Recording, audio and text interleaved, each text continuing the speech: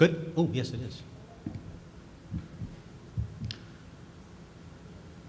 What's that? It's not here.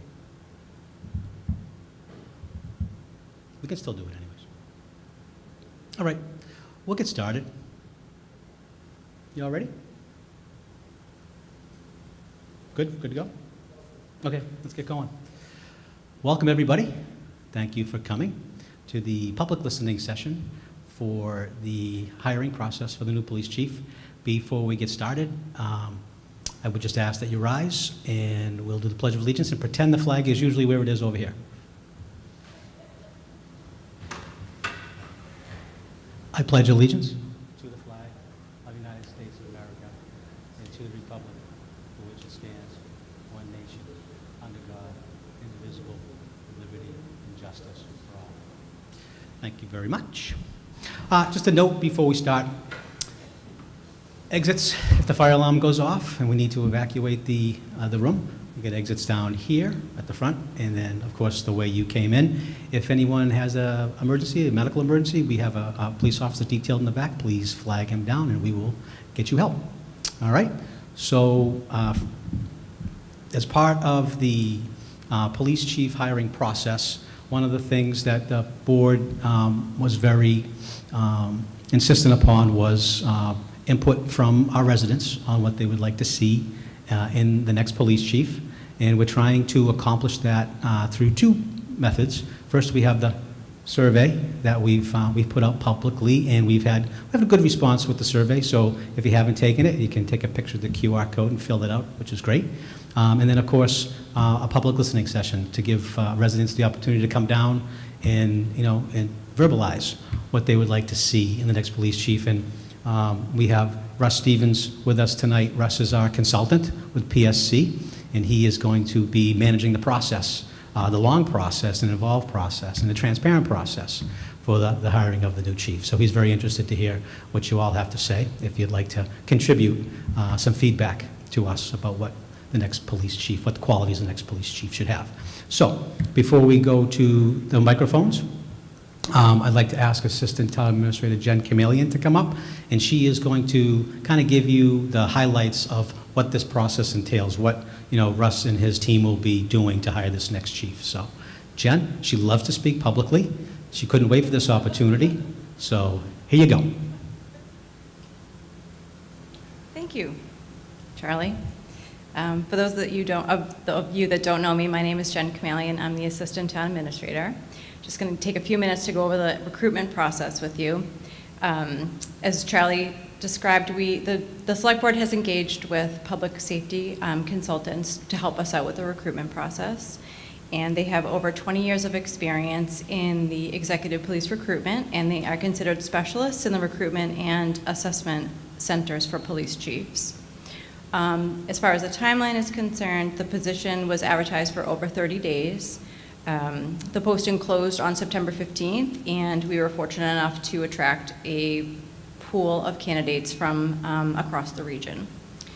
The first phase of the recruitment process is community input and resume review. So this listening session, coupled with the survey that we made available to the public, will provide input on the community's priorities and expectations of the next police chief. And we feel that that's important so that we can have the candidates aligned with the community's priorities and expectations. PSC will be reviewing the applications to ensure that the candidates are meeting the minimum qualifications. That's the next step.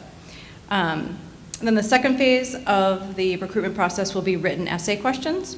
Qualified candidates will be required to respond to some essay questions, and that is to assess their written communication skills and also to evaluate how candidates will address challenges specific to Canton. The third phase will be the oral interviews. They'll be conducted by PSC, and the focus on the oral interviews will be public speaking ability, professional demeanor, and communication style and presence. The fourth phase is the assessment center. So this is where the finalists will actually participate in some role play scenarios, and those will be designed to simulate actual leadership challenges that the police chief will face. And that will highlight how the candidates think, lead, and interact while under some pressure.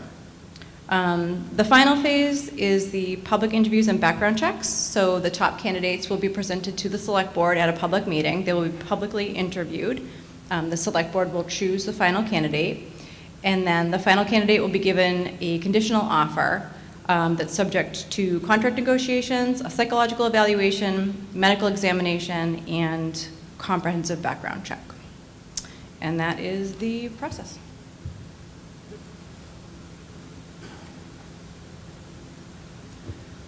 Thank you, Jen. I forgot to mention that this is being videoed by Canton Community Television. Thank you very much for coming.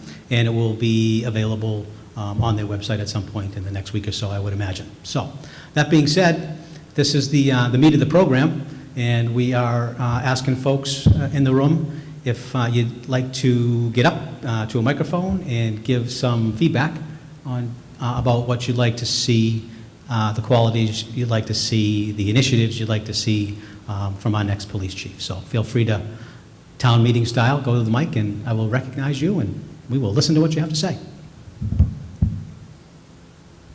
Not everybody at once. Yeah, you could do it. Just... Hello. 2 questions. One, I wanted to know what the assessments, the role playing, what does that look like? Could you give an example? Yeah. So assessment centers often have role play scenarios where the candidate will be put into a scenario that he or she might face in their position as chief. So for example, if you had to meet with the union president about a labor issue within the department, which can be contentious, the assessor can set up a scenario where you've got a contentious union president coming in and making demands of the fire chief, making accusations, and then it's the assessors would sit and watch how the fire chief reacted to that scenario, how they handled it, did they handle it professionally, did they keep the temperature down, and then that candidate would get a rating based on the criteria set forth for that particular assessment. That's one example. There are many scenarios. Thank you. And then the other question, what did we learn from the surveys? I don't know. Well, we are still getting them, Oh, so we okay. really haven't gone through all the data yet. And we'll probably do that next week when we cut them off, I believe, is it Wednesday? Next Wednesday at 5 o'clock, I think, is the cutoff date for the surveys. So once we get them in, I think we've got about 150 so far. So once we get those, we'll start to cull through that data and pull out the pertinent points for our consultant. You are welcome. Hi, Rita. Hi, Rita Lombardi. I'd like to follow up on what Trish asked, because that's a question I have as well. And maybe it's Russ, I'm not sure. But a lot of organizations are doing competency-based interviews and skill-based interviews. And so in those scenarios, they will ask the person being interviewed, tell me about a situation when. And they're looking for the specific, what they did. They're looking for specific information. And a lot of candidates, you know, the way people did interviews before, they go in and they tell a story. Now, this type of interview really hones into how, you know, what their competencies are. And they really can't fake it, because when they're asked these questions, they need to recall a situation in which they did the behavior as opposed to role playing. And I'm just wondering if that would be part of the interview process, because that is critical, in my experience, in bringing in the right candidates.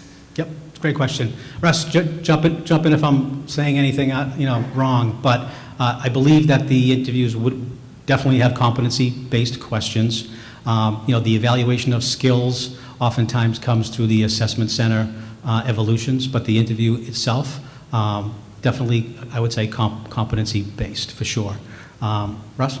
Absolutely, and it's a good question.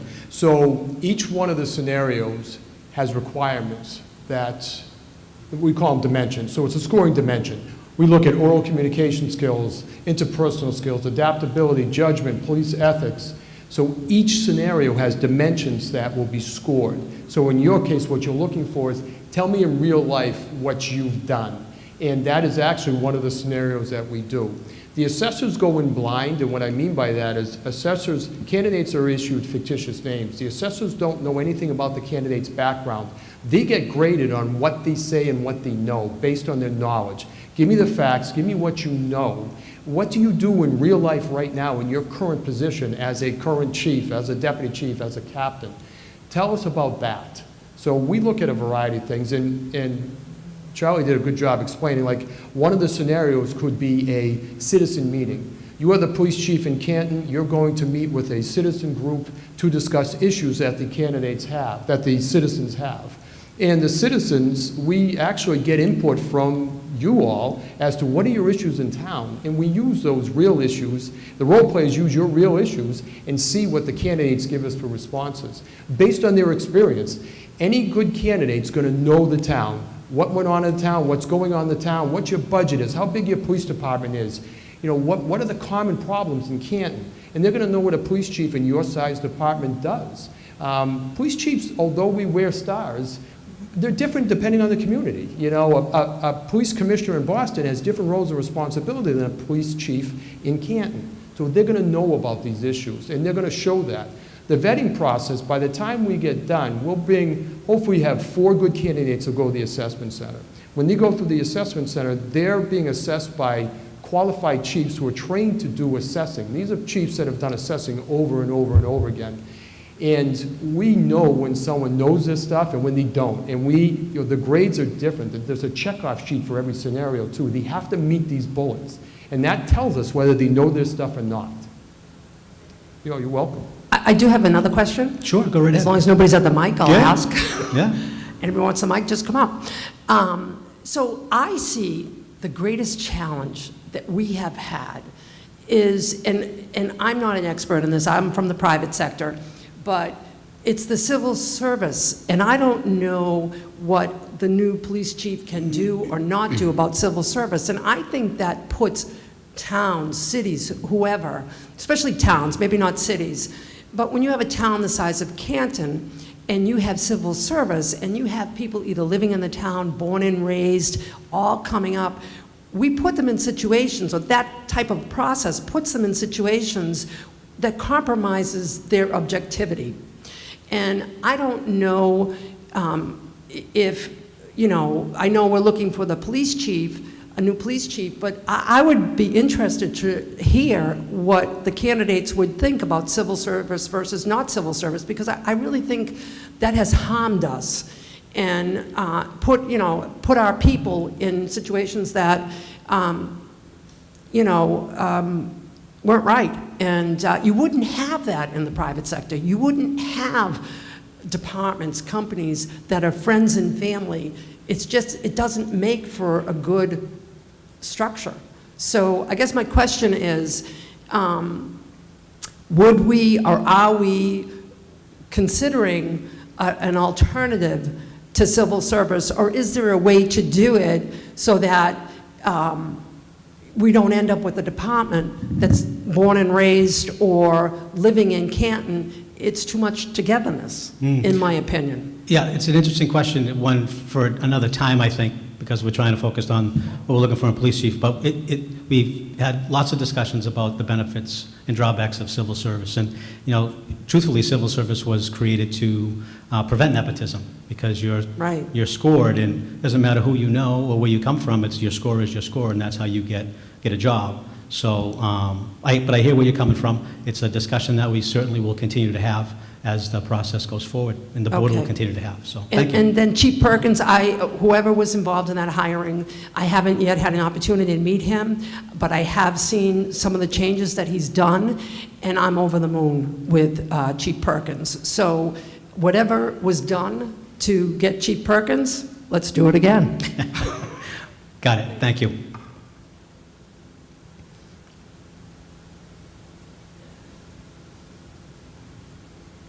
Mrs. Sweeney?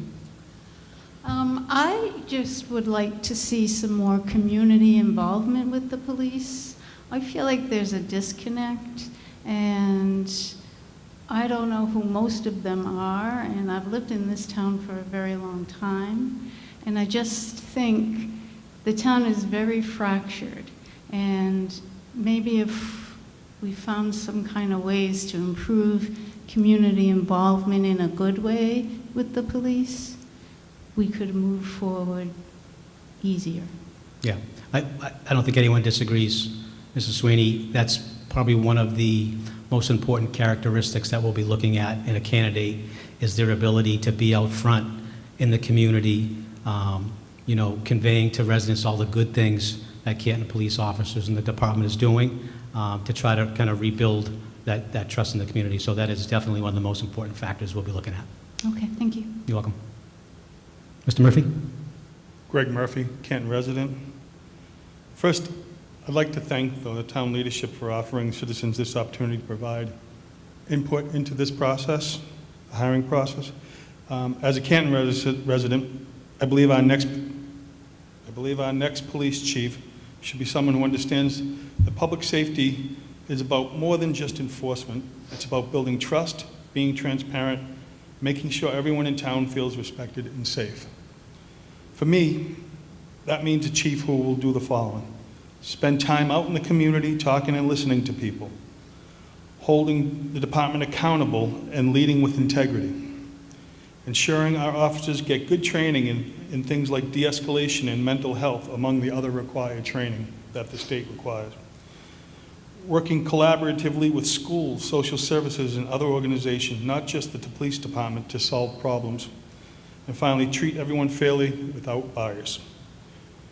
I think if we can find someone who leads with those values, we'll be in a good place as a community. This statement just represents the highlights of my thoughts on this topic, because I have to collect my thoughts. I start writing and I write them down. But I wanted to be a little short to be respectful for everybody here. But I do have information about questions we could ask, a checklist for how to go through it. So the committee is interested, whoever, the hiring committee. I know you have a professional organization already doing this, but if there's any interest in that, I'd be happy to write the letter formally and send it in. I just need to know where to send it. So thank you. Thank you, Mr. Murphy. You can certainly email me that paper. I'd be happy to take a look at it and give it to Russ. How you doing? Phil Glenn. Hey, Phil. Live with Rita. Yes. And, I can speak to this subject a little bit. I come from a family of cops. Weymouth cop, my father. Both my brothers retired state cops. I served in both military branches, and my mother was the head of the Policemen's Wives Association. Integrity. I saw what went on in Weymouth as a grown-up, as a kid, coming from a single parent home, spent most of his time in the police station, and I saw everything that went on. And I can't tell you, I can't stress enough the integrity this guy's got to have. He's got to be able to stand up and say, hey, everybody's accountable. I saw things in Weymouth that just weren't acceptable, that people don't know about. And I just hope that integrity is at the top of the list, and this guy's personal life comes into a factor as well, because he's got to be above reproach. Yep. That's all I have to say. Yeah, thank you for that. And just so folks know, part of this process, of course, integrity is one of the most important characteristics that we're looking for, but part of this process is a comprehensive, thorough background check at the end of the final candidate. So when that time comes, they'll go through the background check process, and whatever is out there on them in social media and references and all that will be thoroughly vetted. So you can be assured that the person that we land on is going to be a quality individual. Me again. So in speaking of integrity and, procedures and standards, we need to make sure that the new police chief will hold people accountable. And we've seen too much in the last few years where people made mistakes, didn't follow procedures, and oops, okay, I didn't do it, but no consequences. And that's just not real world. We're Canton, we are Canton, and we need a police chief that represents us, like Chief Perkins. And if people don't do their job, we need them held accountable, just like if I don't do my job, I'm held accountable. And, so I'm hoping that the new police chief is able to get the respect that they need from the employees, the police, and also from the community, because that is paramount in this decision. Thank you. Is there anybody else that would like to speak? Questions? Members of the board? Anybody have anything?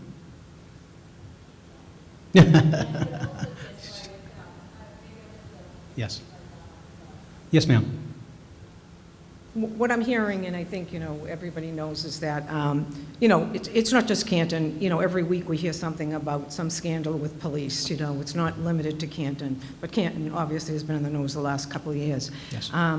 But I think what we're saying, too, is that we need people who are trustworthy, and, and a lot of people are fearful of the police now.